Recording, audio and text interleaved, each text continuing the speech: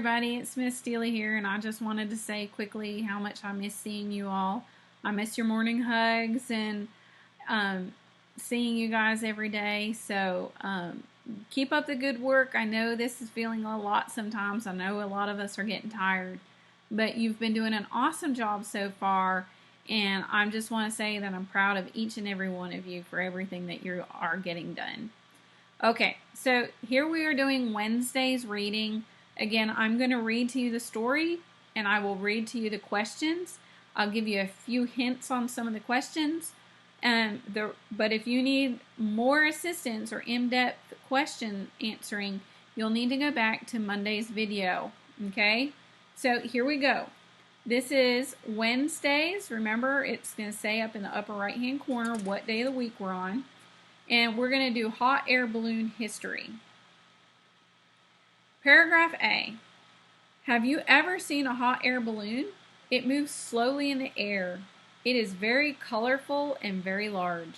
A basket hangs below the balloon and carries people in it. Paragraph B. Did you know that people were not the first passengers to ride in a hot air balloon?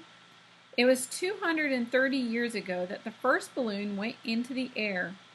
A sheep, a duck, and a rooster were the only ones in the hot air balloon. It stayed in the air for 15 minutes before coming back down.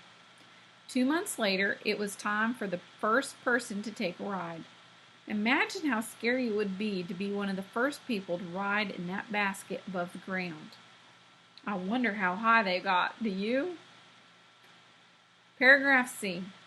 Have you ever wondered how a hot air balloon flies in the air? If you see one, listen for a whooshing noise. That is from the pilot pulling on a rope and letting fire come out of a hose. This fire heats the air inside the balloon.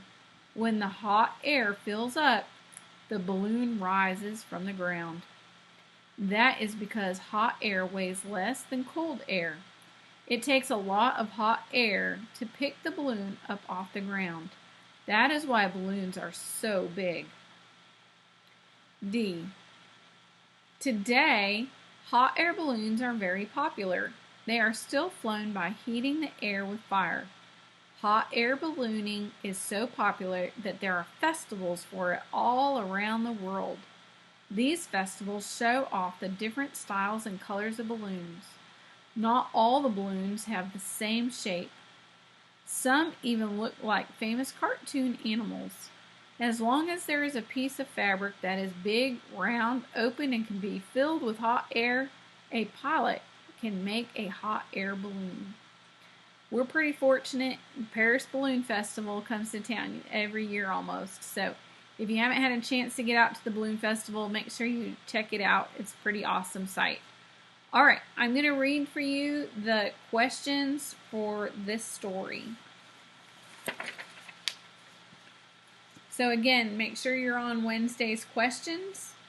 It says, write 3 questions in which the answers could be found in the text. Remember, we're writing 3 questions. So I've already numbered my paper 1, 2, and 3. Make sure you find evidence in your text. Number 2, don't forget you're going to need your 3 different color markers or highlighters. If you don't have one of those colors and you need to substitute for a pink or something, it's okay to do that. You don't have to have the exact colors. Just make sure that if you use a different color, you put the check mark next to the box so that Miss Killingsworth and I know what to look for. All right, so in yellow, you want to highlight, how does the hot air balloon fly in the air? Remember, it talked about hot air, so you're going to have to find that paragraph where it talked about that. Blue, when did the first hot air balloon go into the air? I remember there were 3 animals, and it said it happened 230 years ago. So make sure you find the paragraph and highlight that information. 4, orange. Who were the first passengers in the hot air balloon? Uh-oh. Who were they? Think about it. They were not people. Okay. Go find their answer. Make sure you highlight it orange. Put a check next to there so that Mrs. Killingsworth and I know that you did that task. Number 5. How does a hot air balloon move from the ground into the air? Remember, we're going to answer in a complete sentence. We're going to use our evidence from text, and we're going to restate our question. To help you restate the question, I've put our sentence stem up here. A hot air balloon moves from the ground into the air by... You finish the sentence. Now, make sure you have capital letter, and what's going to come at the very end of your sentence? Punctuation. That's right. Don't forget it. Number 6. Write one word to summarize each of the following paragraphs. Find paragraph B and pick out a very important word for that paragraph. You're going to circle it, put the number 6 next to it, and write it on the line. You'll do the same thing for paragraph C. Find an important word in paragraph C. Circle it, write the number 6 next to it in the story, and then write that on the line. Number 7. You're going to underline 3 very important words in the text. Hot air balloon would be an important word since that's what we're talking about, don't you think? You'll need to find a couple more words.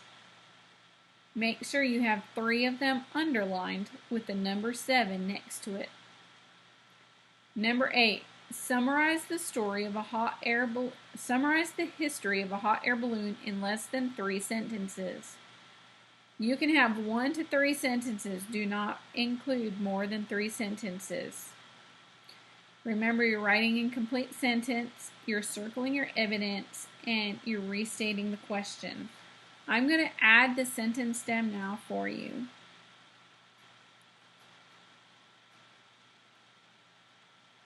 The history of a hot air balloon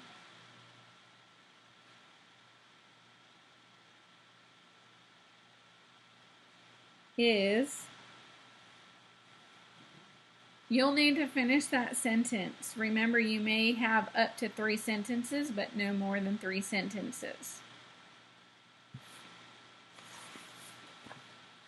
Question number 9. In 1 to 3 words, write in 1 to 3 words that describe the main topic of the text. What was this story about? 10. Write 1 sentence that tells the main idea of this text. If you need a sentence stem, here's your sentence stem. The main idea of the text is... Finish that sentence. Make sure you have a complete sentence with capital letters and punctuation. Go back and circle your evidence in the text and write the number 10 next to the evidence in your text. And you are restating, if you use this sentence stem, you are already restating the question. Find passengers in the text. Use the context clues to explain what the word means. Circle the words in the text that are clues to the meanings of the word. So go find your word, your vocabulary word passengers. Reread the sentence in front of it and behind it. Find your context clues and circle your clues. And then in your own sentence, tell me what passengers means. Use this sentence stem to answer your question. We're going to repeat the same process for question 12. You're going to find rises in the paragraph. Read the sentence before and the sentence after. Decide which of those words give you clues as to what rises means.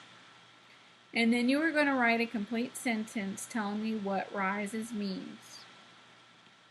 Make sure you have 5 to 7 words, capital letters, and punctuation. Number 13. Do you think the author wrote this text mostly to explain something, describe something, or answer a question? Remember, explaining is usually having to do with directions or steps. Did you have to read the steps to build a Lego set? Or did they describe something and explain something?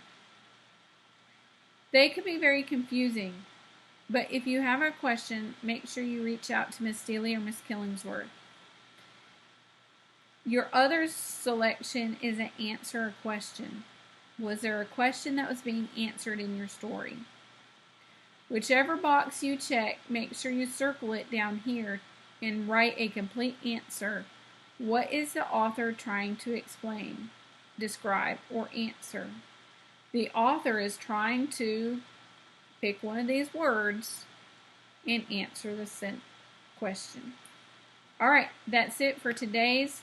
I will read to you again. Again, if you have any further questions about how to answer these, refer back to Monday's video for a more detailed explanation and an actual walkthrough of the process.